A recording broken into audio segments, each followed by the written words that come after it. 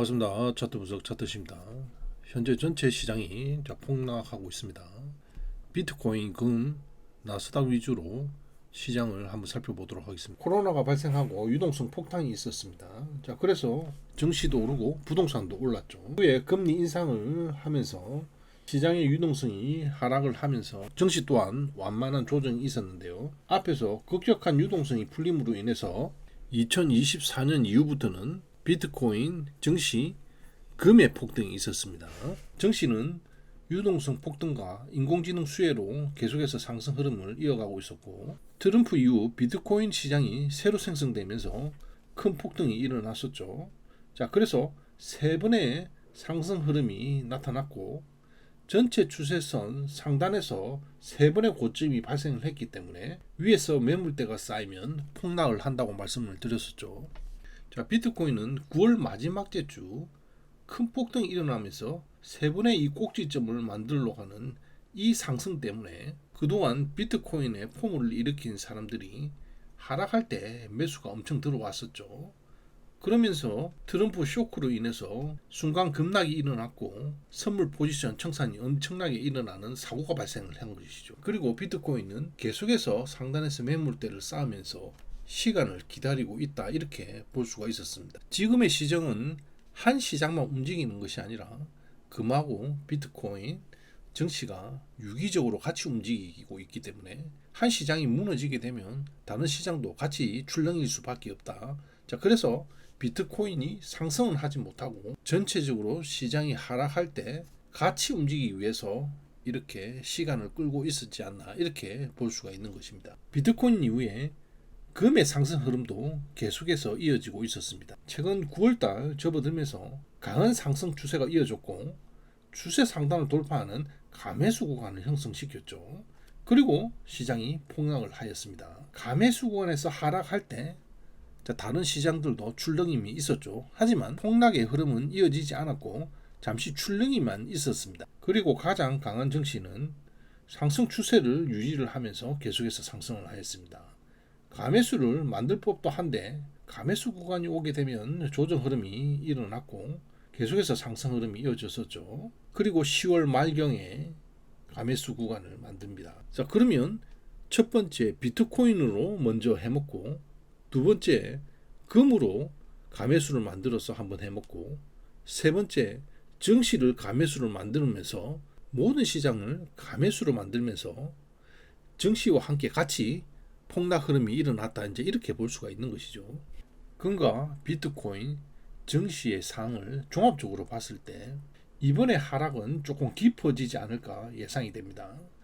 앞에서 하락했던 부분들은 채널 내에서 하락이 있었습니다.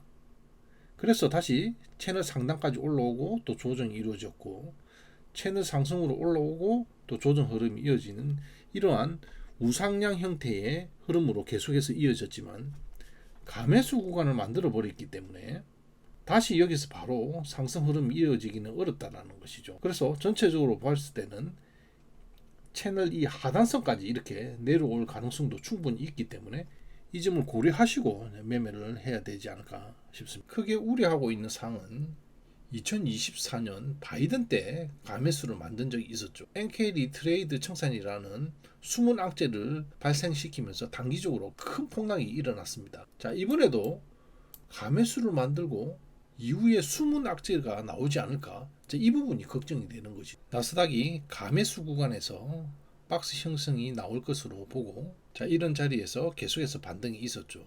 자, 전일 기준선이 역배열되면서 하락 흐름이 일어났고, 오전에 이러한 소식이 들렸습니다. 연준이 10월 30일 레포 시장에 사상 최대 규모인 294억 달러를 긴급 투입했다. 레포는 금융기관들이 국채를 담보로 현금을 빌리는 단기 대출 시장으로 이번 대규모 자금 투입은 은행들이 현금 부족에 직면했다는 신호이다. 자, 이러한 소리가 들리면서 시장 흐름이 하락으로 이어졌기 때문에 바로 매도를 진입을 했었죠. 그런데 이러한 부분들이 추세선 하단을 이탈할지 또 박스를 치면서 대기를 할지는 우리는 알 수가 없습니다. 하지만 앞에서 두 번의 매물 소화 과정이 있었기 때문에 뚫리게 된다면 크게 하락 흐름이 이어질 가능성이 높고, 그 부분을 기대하고 이제 매도를 치고 기다린 것이죠.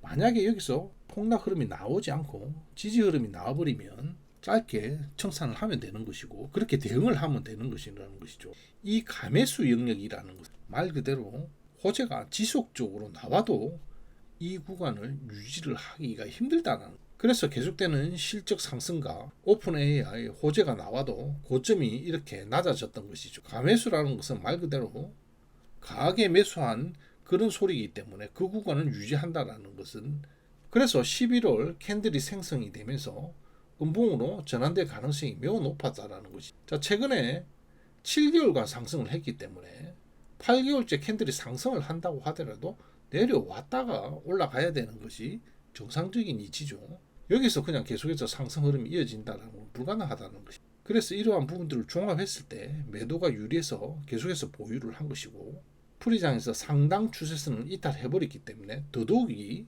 보유를 하고 있었던 것입니다.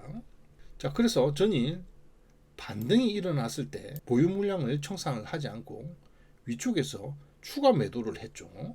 그리고 이 지역은 박스 상단에 위치하는 부분이기 때문에 반등이 나올 수 있다, 이렇게 설명을 드렸었고 반등이 크게 나왔습니다. 나스닥 100이 위쪽으로 올라오게 되면 이 매물대 구간에 걸려버리기 때문에 결국은 윗꼬리가 발생하고 음봉이 나온다, 이렇게 말씀을 드렸었죠. 그리고 이렇게 음봉이 나오면서 천천히 다시 또 이렇게 무너졌던 것입니다. 자, 앞에서 추매했던 물량은 이렇게 청산을 하고 26,075에 들어갔던 매도 한 계약은 계속해서 지금 보유를 하고 있습니다. 계속해서 하락을 하게 되면 자, 이러한 부분에서 반등 흐름이 이어질 텐데요. 자, 여기서 신규로 매입하게 되면 매매가 힘들기 때문에 위쪽에서 가지고 있던 물량을 그냥 계속해서 가지고 오는 것이 마음이 편하죠. 자, 상승 추세도 그런 겁니다. 밑에서 가지고 있던 물량을 가지고 와야지 매매하기가 편하지, 요 위에서 매매를 하려고 한다면 상당히 힘들죠. 그렇기 때문에 가매수가 떴을 때 이제 매도를 하자고 했던 것이고 이 물량을 계속해서 보유를 하고 있는 것입니다. 자, 현재 구간을 설명을 드리자, 위쪽에 있는 부분이 상단 추세선이 되고 밑에 있는 부분이 하단 추세선이 되겠습니다. 자, 이 부분에서 계속해서 상승 흐름이 이어지다가 위쪽으로 올라오면서 가매수 영역이 된 것이죠. 그래서 이 부분을 박스 영역이라고 보면 아래쪽에 보이는 이 부분도 이제 박스 영역이 되는 것이죠. 그러면 이 박스 영역과 이 박스 영역은 이러한 갭이 발생을 합니다. 상단 추세선이 이탈하면 이 박스와 이 박스의 사이 공간까지 이렇게 내려오는 것이고, 이 부분까지 이제 이탈하게 되면 자, 이 부분이 이렇게 열리는 것이, 수평적인 지지가 받을 수 있는 이 부분은 앞에서 이렇게 박스 상단을 했던 지역이기 때문에 이쪽으로 또 내려오면 반등 흐름이 일어날 수가 있다라는 것이죠. 박스 하단에 있는 이 점선 부분까지 또 내려오면 반등을 할 수 있다, 이제 이렇게 보시고 매매를 해야 되는 것이. 자, 반등이 일어날 수 있는 이런 구간에서 매도를 치고 여기까지 보고 있으면 안 되겠죠. 당연히 반등해서 위쪽에서 매도를 쳐야지 다음 구간까지 이렇게 볼 수가 있는 것이지, 내려오고 있는데 지지선에서 매도를 치면은 반등이 일어났을 때 손절을 할 수밖에 없는 것이죠. 이제 이런 부분을 알고 매매를 하시기 바랍니다. 전체적인 구조를 알아야지 매매를 계속해서 보유를 할 수가 있다는 것이죠. 위쪽 상단에서 박스가 무너졌기 때문에 아래쪽에 있는 박스 상단 부분은 이렇게 내려오는 것이고, 이 부분까지 또 무너지게 되면 여기까지 진출할 수가 있고, 자, 심하게는 자, 이 부분까지 내려올 수가 있다, 이제 이렇게 보고 우리 매매를 하는 것입니다.